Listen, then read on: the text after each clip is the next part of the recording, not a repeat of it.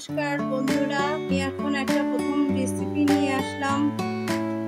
গরম জল দিছি, তারপরে শাপলা দিছি, শাপলা দিয়ে আমি এখন নামাইয়া তেল দিছি, তারপরে শুকনো মরিচ দিছি, সরিষা দেব।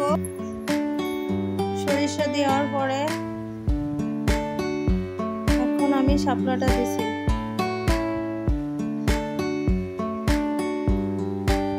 এখন হলুদ দেব,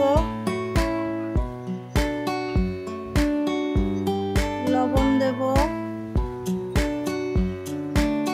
দিয়ে নাড়িয়ে চাড়িয়ে একটু রেখে দেব। সামান্য চিনি দেব।